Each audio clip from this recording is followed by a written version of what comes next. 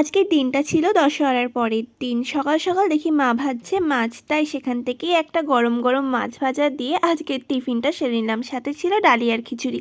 তারপরেই চলে আসলো আমার একটা পার্সেল। প্রয়োজনীয় একটা জিনিস আমি জানি সবার কাছেই আছে, আর আমার কাছে একটু লেটে আসলো, যাই হোক কোনো ব্যাপার না, সে তো গেছে ব্যাস। তারপর স্নান টান করে রেডি হয়ে আমি চলে গেছিলাম, ওই যে বললাম না দশহরার পরের দিন তো আমাদের এখানে পুজো হয়, সেখানেই পুজো দেওয়ার জন্য।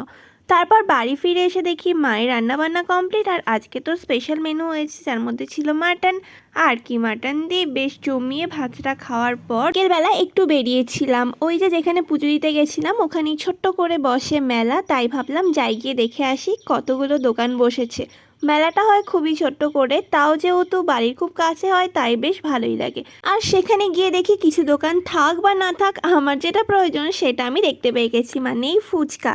তাই আর কি ফুচকাটা খেয়ে দেখলাম এখানে একটা পুচকে বেলুন নিয়ে খেলা করছে, সেটা দেখে আমারও খুব ইচ্ছে হলো বেলুন কিনবো, তাই এটা কিনে চলে গেলাম বাড়ি। তো আজকে মিনি ব্লগটা এখানেই শেষ করলাম, কেমন লাগলো জানিও, আর আমার চ্যানেলে নতুন হয়ে থাকলে সাবস্ক্রাইব করে দিও। বাই।